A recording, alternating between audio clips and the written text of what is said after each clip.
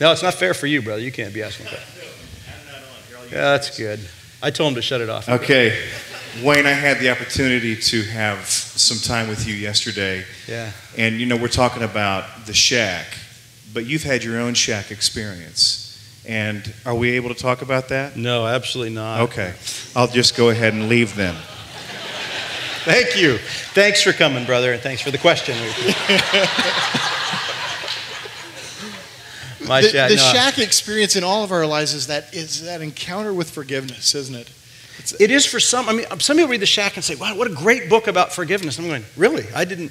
To me, it wasn't a great book about forgiveness. For some, it is. I mean, there's a lot of forgiveness in it. To me, it was a great invitation into realize the whole bird analogy that Paul has is brilliant.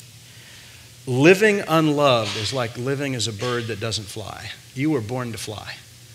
You were born even in the brokenness of sin to be loved by a father, and that God would win us out of affection. My shack was not a 3-month affair with my wife's best friend. My wife stood with me on the day Jimmy Swaggart's confessing his sin, and Francis Swaggart standing behind him. And she said, if you ever think I'm going to be standing behind you on that day,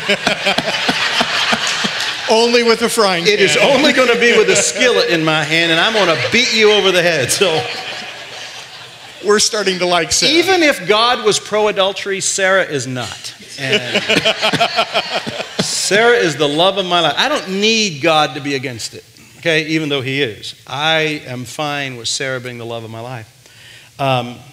For me, it was the betrayal of a brother. It was a brother I was in ministry with. I was pastor of a fellowship, brought him in. The course of our relationship was, again, not to have this hierarchy level, but to be co-pastors, to share that, to be co-elders with a group of collegial elders. And we did that for 13 years as best friends, as colleagues. A wonderful thing that we were doing. It was a mixed thing. Some of it was wonderful, some of it was horrible, because some of it was still fairly religiously structured. And one day he decided that he would be better off without me, and when I was speaking to a different fellowship in a different town, he announced my resignation to the congregation I'd been part of for 15 years. So he resigned you. He resigned me. I've never heard resigned in the passive voice before. As a writer, it's difficult to get your head. We resigned you. That was, as Chris is saying, that was the shattering reality of my life. The betrayal of a close friend. Do I fight to take it back? And God asked me not to. God, as clear as Sarah and I hear anything over the course of that week, praying about what do we do? And I had the political authority, I had the popularity of people. I could have gone back in there and fired the elders who were staging this little coup. There were 4 of 18 that were staging this little coup. And I was fully ready to do that. I'm the third of 4 boys, grew up on a farm. I don't mind fighting with you even if I lose. As long as you get bloodied up some, I'm good. I'm good with that. So I'm going to go back in and have the fight, but God keeps nudging me all week long. Same way he nudged me with, I want you to help this guy with his book. It was, I want you to walk. I have more to teach you if you walk away than if you stay. And at the time, I had no idea how caught up I was in systemic religion, and that was all part of it.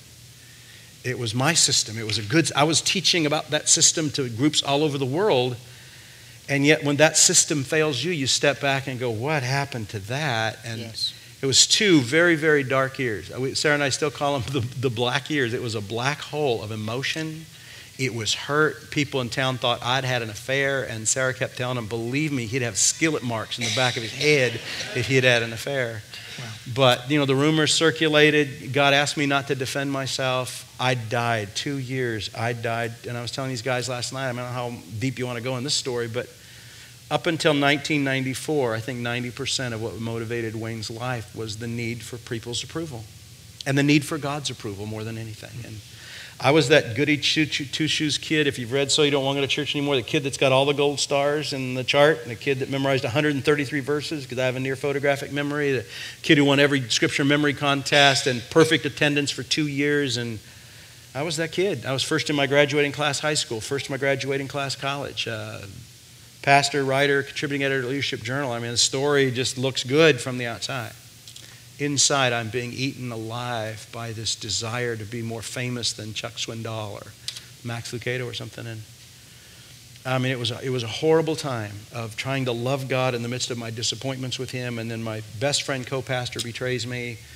And now I'm out without paycheck, friendships. I mean, My daughter was 16. This has been our home 15 years. Figure that out.